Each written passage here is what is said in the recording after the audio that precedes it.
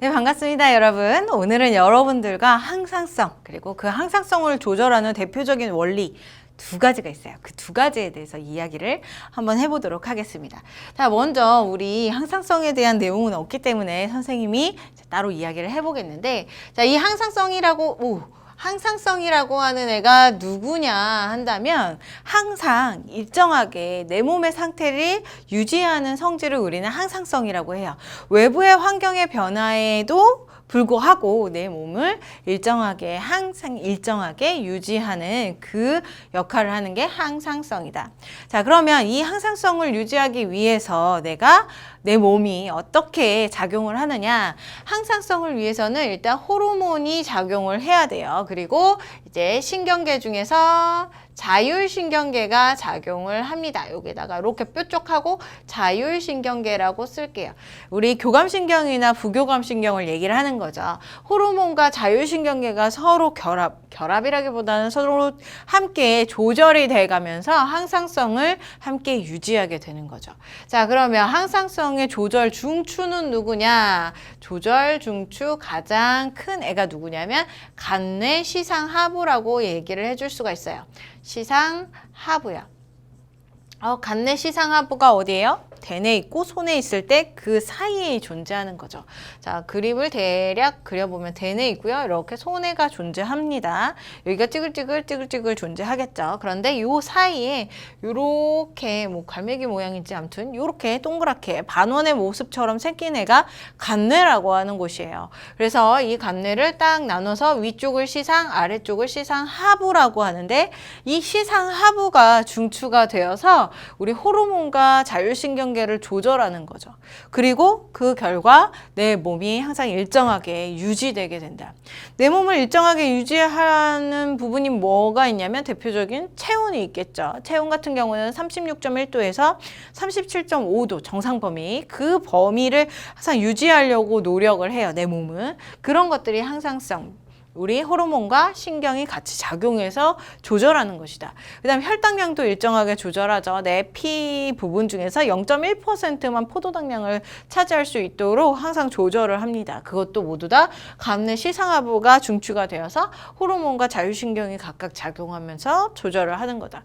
삼투압 조절이라던가 이런 것들이 모두 다 우리 몸의 항상성 유지의 한 예이다라고 볼 수가 있겠습니다. 자, 그러면 이 항상성은 호르몬과 신경이 한다며, 그런데 얘를 유지하기 위해서 가장 큰 원리 두 가지가 있는데 그 두 가지를 한번 공부해 보려고 해요. 그 중에서 첫 번째가 피드백이라고 하는 겁니다. 피드가 먹는 거예요. 영어예요, 영어. 자, 피드가 먹는 거예요. 그리고 백은 뒤죠. 그래서 되먹임 작용이라고 얘기를 하는데 결과물이 있었을 때에 그 결과물이 다시 원인한테 돌아가서 그 원인한테 작용하고 그 원인이 결과물을 조절하는 역할을 하는 게 바로 피드백이라고 얘기를 해줄 수가 있습니다. 자, 그래서 원인에 의해서 결과가 나타났고요. 그리고 결과가 다시 원인에 영향을 미치는 작용을 우리는 피드백 작용이다 라고 얘기하죠. 우리 몸 중에서는 가장 대표적으로 피드백이 음성 피드백이 가장 많아요. 음성 피드백, 양성 피드백 두 가지가 있습니다. 양성 피드백이 좀 덜 중요하니까 살짝 듣고 넘어가는 셈 치고 지금 얘기를 할게요. 자, 양성 피드백 같은 경우는 원인이 결과를 불러일으켰어요. 그러면 이 결과가 다시 원인한테 가서 나를 또 더 불러줘 라고 얘기를 하는 거죠. 그래서 원인이 결과를 불러일으키고 결과가 원인을 불러일으키고 점점 많아지는 효과를 보이는 것. 예를 들어서 옥시토신이라고 하는 호르몬이 있어요. 이거는 이제 내가 나 말고 여성들이 출산을 할 때에 이제 자궁을 수축시켜주는 호르몬이에요. 근데 자궁을 수축시킬 때 고통이 따르게 되어 있는 거죠. 그래서 옥시토신이 분비가 돼요. 그러면 이제 고통이 나타나게 되고 그 결과가 원인인 옥시토신한테 가서 나 아팠어 라고 얘기하면 옥시토신이 더 아파 그러면서 더 분비가 돼요. 그럼 자궁이 더 많이 쪼여지고 통증이 더 나타나겠죠. 그럼 다시 피드백이 되어서 나 아팠어 라고 얘기하고 더 아프라고 하면서 점점 통증과 옥시토신의 양이 함께 상승하는 모습을 보이는 게 양성 피드백. 이런 게 양성 피드백이에요. 그런데 항상성을 조절하기 위해서는 양성 피드백보다는 대부분 음성 피드백을 이제 우리가 몸이 작용을 하고 있는 거죠. 뭐 음성 피드백을 채용해서 작용하고 있는 거죠. 결과가 원인을 억제를 하는 겁니다. 지금 그림을 봤을 때 우리 티록신이라고 하는 호르몬이 나오게 되고요. 이 티록신 같은 경우는 이화작용, 더 쉽게는 세포호흡을 하게 해주는 호르몬이에요. 세포호흡이요. 자, 이 세포호흡을 하게 해주는데 문제는 티록신이 계속 분비가 되면 세포호흡이 너무 많이 돼서 에너지량이 너무 많아지고 우리는 쪽쪽쪽쪽 막 쪼그라들 거예요. 계속 살이 안 찌고 점점 말라 들어가서 뼈밖에 안 남게 될 거예요. 자, 그렇지 않도록 내가 일정하게 세포호흡이 일어날 수 있도록 내 몸이 필요한 만큼만 일어날 수 있도록 이 티록신을 조절해야 되겠죠. 자, 티록신이 나오게 돼요. 그러면 이 티록신이 혈액을 따라서 막 돌아다니다가 어디에 가게 되냐면 시상하부에 도착을 하게 됩니다. 그럼 이 시상하부에서 티록신의 양을 측정을 하는 거죠. 혈액 중에 몇 %가 존재하는구나. 그러면 이 티록신이 많이 분비가 됐으니 내가 이제 다음 놈한테 명령을 내려서 줄이라고 명령을 해야 되겠다. 그 명령의 호르몬이 TRH라고 하는 애요. 얘를 줄입니다.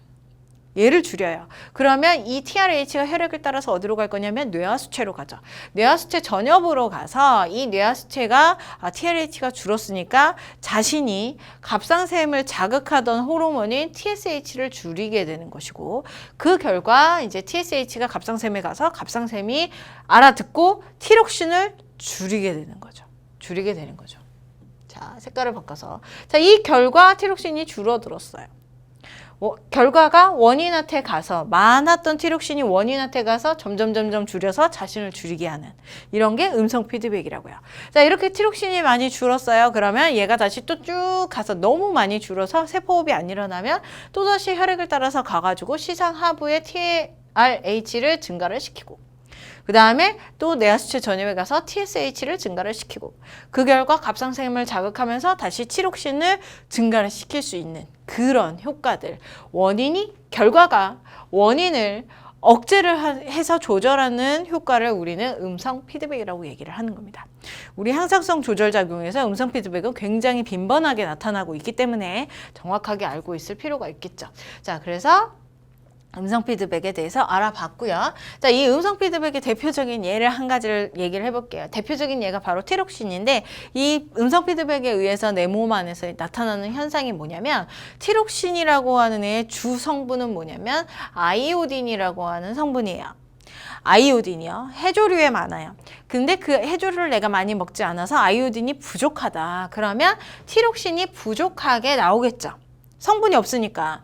자, 티록신이 부족합니다. 그러면은 시상하부에 가서 나 티록신, 몸에 티록신이 부족해 라고 얘기하면서 시상하부에서 증가시켜 하고 TRH를 증가를 시킬 거예요. 그 결과 TRH가 어디로 갈 거냐면 뇌하수체에 가서 다시 뇌하수체 전엽에서 TSH를 증가를 시키겠죠. 그러면 갑상샘을 자극을 하게 됩니다. 갑상샘 자극 이렇게요. 그런데 갑상샘에서 이제 티록신을 많이 분비해야 되는데 정상적으로는 많이 분비를 해야 되는데 문제는 티록신이라고 하는 호르몬의 아이오딘 재료가 부족하기 때문에 갑상샘은 자극을 받아도 티록신이 여전히 부족해요. 그럼 다시 음성 피드백 증가 또다시 계속적으로 TRH와 TSH 그리고 갑상샘 자극이 점점 증가가 되겠죠. 이렇게 갑상샘이 계속적으로 증가되면서 자극을 받아도 티록신은 어쩔 수 없이 재료가 부족하니까 어쩔 수 없이 적어요. 그 결과 이런 현상이 계속적으로 지속이 되면 갑상샘이 너무 자극을 오랫동안 많이 받기 때문에 점점 부풀어 올라서 갑상샘 선종이 일어나게 되는 거죠. 이렇게 부어오르는 갑상샘이 부어올라서 혹이 이렇게 목에 생기게 해서 혹이 생긴 것처럼 보이는 그런 현상이 나타나는 게 바로 여기 음성 피드백의 작용이다라고 알고 계시면 될 것 같아요. 자, 첫 번째 원리였어요. 피드백, 그중에서 음성 피드백 기억을 하시면 될 것 같고요. 자, 그 다음 두 번째가 길항작용이에요. 길항작용은 우리가 앞서서 공부했던 신경계라던가 아니면 호르몬 얘네들을 공부하면서 모두 다 알아봤어요. 그래서 얘네들을 가볍게 읽고 넘어가면 될 것 같은데, 자, 하나의 대상에 대해서 어떤 기관이 있었어. 작용하는 기관이 있는데 그 기관은 동일해야 돼요. 같은 기관에 작용해야지 막 따로따로 작용을 하면 이거는 절대 기량작용이 아니다. 자, 하나의 대상에 대해서 서로 반대되는 작용을 하는 애가 바로 길항작용, 이렇게 볼 수가 있습니다. 대표적인 애들이요. 교감신경, 부교감신경 가장 대표적이죠. 그 다음 두 번째 인슐린과 글루카곤, 우리 혈당량을 조절하는데 서로 간에 대해서 반대적으로 작용하고 있어요. 그래서 대표적인 놈. 그 다음 칼시토닌, 파라토르몬, 얘네는 뼈, 그 다음에 소장, 콩팥에 각각 작용하면서 혈중의 칼슘 농도를 반대적으로 조절하는 역할을 합니다. 이렇게 세 개요. 교감신경, 부교감신경, 인슐린, 글루카곤, 그 다음에 칼시토닌, 파라토르몬, 요런 놈까지 이렇게 기억을 하고 계시면 돼요. 자, 여러분들이 조금 헷갈릴 수 있는 애를 한번 언급을 해볼게요. 걔가 누구냐면 항인용 호르몬이랑 그 다음에 알도스테론이에요. 알도스테론이요. 자, 항이용 호르몬은 콩팥에 작용을 해서 수분을 재흡수하는 애고요. 그 다음에 알도스테론은 콩팥에 작용을 해서 나트륨을 재흡수하는 애예요. 그런데 결과물이 뭐냐면 그렇게 이제 재흡수를 각각을 했을 때 ADH 항인용 호르몬 같은 경우는 이제 혈중의 삼투압을 농도를 낮춰주는 역할을 하고요. 알도스테론은 나트륨을 계속적으로 흡수를 하니까 혈중의 삼투압을 높여주는 역할을 해요. 결과예요. 완전한 결과. 과정은 수분을 재흡수하고 나트륨을 재흡수하는 과정인데 그 과정을 떠나서 결과만 봤을 때는 삼투압을 감소시키고 삼투압을 증가시키고 반대적으로 작용하네. 하나의 대상 콩팥에 작용해서 서로 반대적인 작용을 하네. 얘네들도 기량작용 이렇게 생각하기 쉽단 말이죠. 하지만 얘네들은 과정이 다르죠. 과정이 완벽하게 달라요. 이제 나트륨을 재흡수하느냐, 수분을 재흡수하느냐, 각각 이제 작용하는 표적기관이 다르기 때문에 자, 얘네들은 서로 기량작용이 아님을 꼭 기억을 하고 계셔야 됩니다. 자, 여기요. 우리 항상성의 유지 원리, 피드백에 대해서 얘기를 해봤고요. 기량작용에 대해서 얘기를 해봤습니다. 얘네들의 원리는 이제 항상성 공부를 하고 항상성 문제를 풀 때 자연스럽게 녹여 들어가서 문제에 나오게 되어 있어요. 그래서 정확하게 알고 넘어가시면 좋겠죠. 문제 한번 풀어보도록 할게요.